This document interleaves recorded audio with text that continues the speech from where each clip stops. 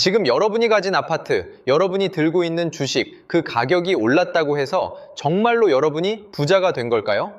혹시 부자가 된 것 같은 기분이라는 아주 달콤하고 치명적인 환각에 빠져 계신 건 아닐까요? 오늘 이야기는 조금 불편할 수도 있습니다. 하지만 반드시 알아야 살아남을 수 있는 우리 경제의 거대한 민낯에 대한 이야기입니다. 지금 대한민국 경제라는 거대한 성벽에는 이미 우리가 보지 못하는 곳곳에 균열이 가기 시작했습니다. 겉으로는 멀쩡해 보이지만 그 속에서는 2026년이라는 시한폭탄이 째깍거리고 있죠. 오늘 그 폭탄의 실체가 무엇인지, 그리고 우리는 대체 무엇을 준비해야 하는지 아주 냉정하게 파헤쳐 보겠습니다. 끝까지 집중해 주세요. 지금 이 영상을 끝까지 보느냐 아니냐가 2년 뒤 여러분의 자산 운명을 결정지을 수도 있으니까요. 자, 우선 아주 쉬운 비유로 시작해 봅시다. 상상해 보세요. 여러분이 아주 맛있는 아이스크림을 하나 들고 있습니다. 어제까지만 해도 이 아이스크림은 주먹만 했고 아주 단단했어요. 그런데 오늘 보니 아이스크림이 조금씩 녹아서 손으로 줄줄 흘러내리고 있습니다. 그런데 이상하게도 아이스크림의 가격표를 보니 어제보다 더 비싸졌네요. 자, 여러분은 기분이 좋으신가요? 와, 내가 가진 아이스크림 값이 올랐다 하고 좋아하실 건가요? 아니죠. 어처구니가 없는 상황입니다. 알맹이는 녹아서 사라지고 있는데 가격표만 올라가는 상황. 이게 바로 지금 대한민국 자산시장이 처한 착시 현상의 본질입니다. 우리는 보통 내 아파트 값이 10억에서 12억이 되면 와, 2억 벌었다 라고 생각합니다. 하지만 여기서 우리가 간과하는 치명적인 변수가 하나 있죠. 바로 환율입니다. 전 세계 어디서나 통용되는 진짜 돈, 즉 달러라는 잣대로 내 자산을 한번 재본 적이 있으신가요?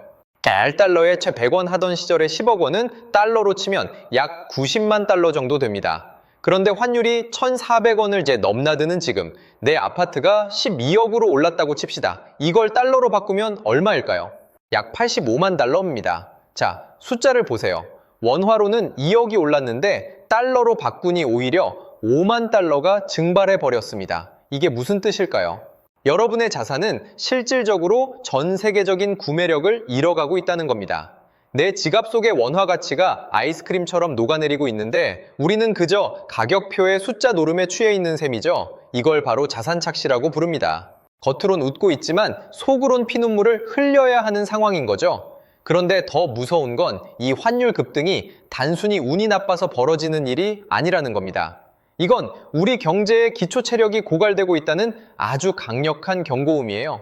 이제부터가 본 게임입니다. 왜 이런 일이 벌어지고 있는지 그 추악한 속사정을 한 꺼풀 더 벗겨보겠습니다. 여러분, 최근 뉴스에서 부동산 PF라는 말 지겹게 들어보셨죠? 사실 이 용어 자체가 이렇게 어렵게 느껴지실 텐데 그냥 쉽게 생각해서 빚으로 쌓아 올린 모래성이라고 보시면 됩니다. 아파트를 짓겠다고 땅을 사고 공사를 시작했는데 돈이 안 도는 겁니다. 분양은 안 되고 금리는 치솟으니 건설사며 금융권이며 전부 나자빠지기 일보 직전이죠. 여기서 한국은행과 정부가 등판합니다. 어떻게든 이 모래성이 무너지는 걸 막으려고 무려 80조 원이 넘는 엄청난 돈을 시장에 쏟아붓습니다. 80조 원, 감이 잘 안 오시죠? 서울의 웬만한 구 하나를 통째로 다시 만들 수 있는 천문학적인 액수입니다. 문제는 이 돈이 어디로 가느냐는 겁니다. 정상적인 경제라면 이 돈이 기업의 설비 투자로 가고 일자리를 만들고 소비를 살려야 합니다. 그런데 지금은 어떻습니까? 이 막대한 자금이 죽어가는 좀비 기업들, 즉 부실한 PF 사업장들의 목숨을 연명시키는데 전액 투입되고 있습니다. 비유하자면 이미 숨이 멎어가는 시체에 계속해서 비싼 수혈을 해주고 있는 꼴이에요. 환자가 깨어나서 스스로 걸어야 하는데 수혈받은 피는 그냥 바닥으로 다 새어나가고 있습니다. 그러다 보니 시장의 돈은 엄청나게 풀렸는데 정작 우리가 체감하는 금리는 내려갈 기미가 안 보입니다. 왜일까요? 시중에 돈이 많아지면 물가가 오르고 물가가 오르면 한국은행은 금리를 내릴 수가 없습니다. 오히려 시장 금리는 부실 위험 때문에 더 치솟죠. 이걸 우리는 유동성의 늪이라고 부릅니다. 돈을 풀면 풀수록 경제의 모세혈관은 막히고 금리는 요지부동인 기괴한 상황. 결국 정부가 쏟아부은 그 귀한 80조 원은 경제의 기초 체력을 키우기는커녕 부실을 뒤로 미루는 진통제 역할만 하고 있는 겁니다. 그것도 아주 비싼 대가를 치르면서 말이죠. 자, 그럼 여기서 질문을 하나 던져보겠습니다. 이 진통제 언제까지 맞을 수 있을까요? 영원히 맞을 수 있을까요? 천만의 말씀입니다. 우리에게는 외환보유고라는 최후의 방어선이 있습니다. 적군이 쳐들어오면 성문을 닫고 버틸 수 있는 식량 같은 존재죠. 그런데 지금 이 성벽에 구멍이 뚫리고 있습니다. 환율이 1,400원 위로 튀어오르려고 할 때마다 정부는 달러를 시장에 내다 팔아 환율을 억지로 누릅니다. 말 그대로 달러를 태워서 방어를 하는 거예요. 그런데 이 방어막이 지금 한계에 달했다는 징후가 곳곳에서 포착되고 있습니다. IMF 외환위기 이후 최대 수준으로 외환보유고가 소모되고 있다는 소식 들어보셨을 겁니다. 게다가 정부가 최근에 뱅크런이나 금융위기에 대비해서 긴급 제도 도입을 검토한다는 소식도 들려오죠. 겉으로는 우리는 튼튼하다, 아무 문제 없다고 말하지만 속으로는 이미 최악의 시나리오를 쓰고 있다는 증거입니다. 마치 적군이 성벽 바로 앞까지 왔는데 성 안에서는 축제를 열자라고 외치면서 몰래 뒷문을 점검하고 있는 격이죠. 정말 소름 돋지 않습니까? 이제 가장 중요한 이야기, 2026년 폭발 시나리오에 대해 말씀드리겠습니다. 왜 하필 2026년일까요? 경제학자들과 전문가들이 경고하는 시점이 바로 이때입니다. 현재 미국과 한국의 금리 차이는 역사상 유례없는 수준으로 벌어져 있습니다. 돈은 원래 금리가 높은 곳으로 흐르기 마련입니다. 미국은 금리가 5%가 넘는데 한국은 3%대에 머물러 있다? 외국인 투자자들 입장에선 한국에 돈을 놔둘 이유가 전혀 아예 없습니다. 지금까지는 어떻게든 버텨왔습니다. 정부가 외환 보유고 털어넣고 공기업 채권 발행해서 돈 끌어모으고 온갖 규제로 돈이 빠져나가는 걸 막았죠. 하지만 2026년이 되면 이 유동성의 저주가 한꺼번에 터져나올 가능성이 큽니다.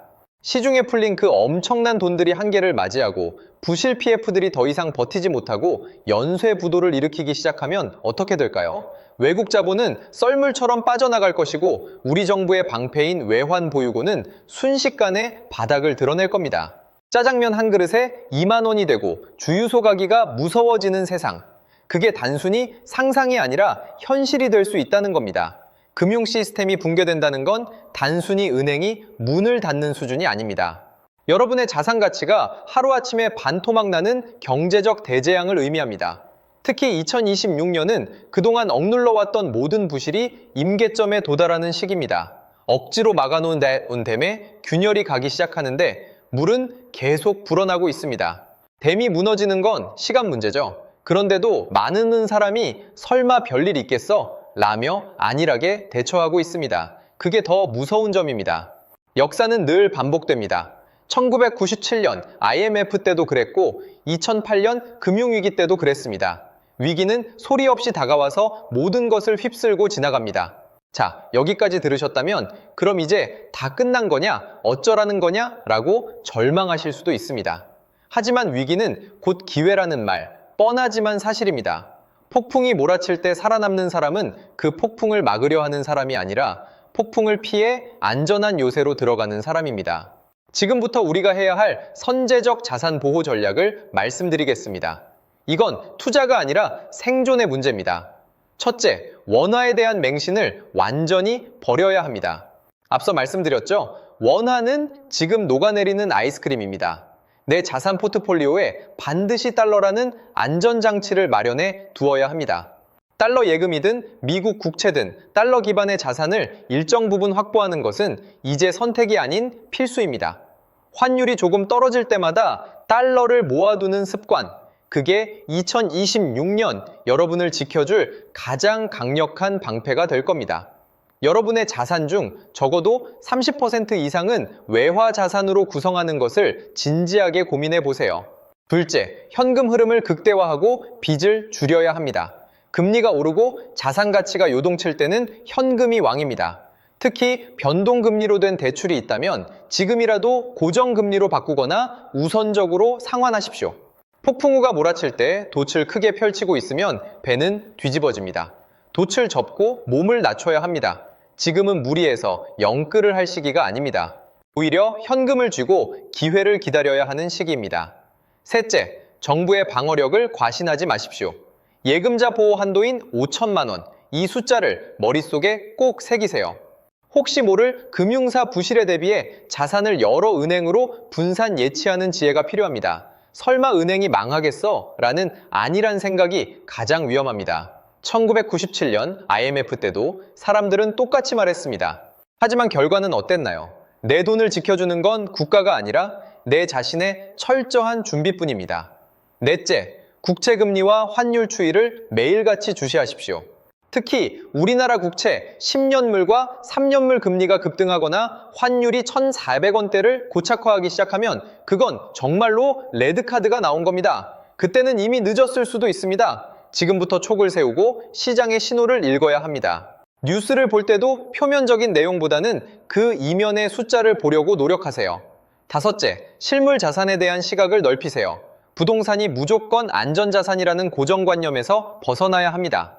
인구 구조 변화와 경제 위기가 맞물리면 부동산은 가장 먼저 유동성이 묶이는 감옥이 될 수 있습니다. 언제든 현금화할 수 있는 유동성 높은 자산의 비중을 높이는 것이 유리합니다. 금이나 은 같은 실물 귀금속도 자산의 일부로 고려해 볼 만합니다. 여러분, 경제는 심리라고들 하지만 본질은 결국 숫자와 가치입니다. 숫자가 거짓말을 하기 시작할 때 그 이면에 숨겨진 가치의 파괴를 읽어내야 합니다. 오늘 제가 말씀드린 이 시나리오가 틀리기를 저 역시 간절히 바랍니다. 2026년이 아무 일 없이 지나가고 우리 경제가 다시 활력을 되찾기를 누구보다 원합니다. 하지만 최악의 상황을 대비한 사람에게 평화는 덤이지만 대비하지 않는 사람에게 위기는 파멸입니다. 세상은 아는 만큼 보이고 준비한 만큼 지킬 수 있습니다. 여러분의 소중한 자산, 그리고 여러분 가족의 미래를 단순히 운에 맡기지 마십시오. 남들이 하니까 나도 한다는 식의 투자는 지금 같은 시기엔 가장 위험한 도박입니다. 스스로 공부하고, 스스로 판단하고, 스스로 방어해야 합니다. 지금 이 순간에도 거대한 파도는 밀려오고 있습니다. 여러분은 그 파도에 휩쓸려 가시겠습니까? 아니면 그 파도를 타고 새로운 기회를 잡으시겠습니까?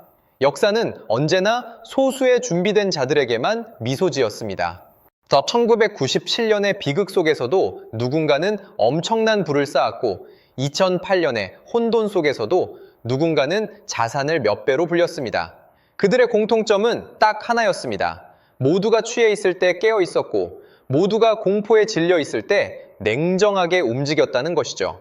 오늘 이 영상이 여러분의 경제적 요새를 쌓는데 작은 주춧돌이 되었기를 바랍니다. 지금 당장 여러분의 계좌를 열어보세요. 그리고 자산 구성을 다시 한번 살펴보세요.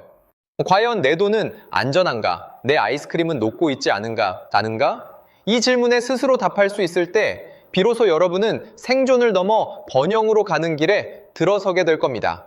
지식의 소용돌이는 앞으로도 계속해서 여러분이 보지 못하는 경제의 이면, 역사의 진실을 파헤쳐 전달해 드릴 겁니다. 불안해하지 마세요. 공부하는 사람에게 위기는 언제나 기회의 다른 이름일 뿐입니다. 오늘 준비한 이야기는 여기까지입니다. 내용이 많이 무거웠고 분량도 길었지만 그만큼 지금이 우리 경제사에 있어 매우 중요한 변곡점이라는 점을 꼭 말씀드리고 싶었습니다. 2026년 멀어 보이지만 금방 다가올 미래입니다. 그때 가서 후회하는 것이 아니라 지금 웃으며 준비하는 여러분이 되셨으면 좋겠습니다. 혹시 여러분은 2026년 우리 경제에 대해 어떻게 생각하시나요? 여러분만의 특별한 방어 전략이 있나요? 아니면 제가 미처 짚어내지 못한 또 다른 위험 요소가 있을까요? 댓글로 여러분의 소중한 의견을 공유해 주세요. 함께 토론하고 고민하다 보면 혼자서는 보지 못했던 새로운 돌파구를 찾을 수 있을 겁니다. 오늘 이야기가 도움이 되셨다면 구독과 좋아요, 그리고 알림 설정까지 꼭 부탁드립니다. 여러분의 클릭 한 번이 더 깊이 있고 날카로운 콘텐츠를 만드는 가장 큰 힘이 됩니다. 주변의 소중한 분들에게도 이 영상을 공유해서 함께 위기를 대비해 보세요. 지식의 소용돌이는 언제나 여러분의 곁에서 세상의 진실을 파헤치는 든든한 길잡이가 되겠습니다. 긴 시간 끝까지 시청해 주셔서 진심으로 감사합니다. 저는 다음 영상에서 더욱 날카롭고 유익한 주제로 다시 돌아오겠습니다. 감사합니다.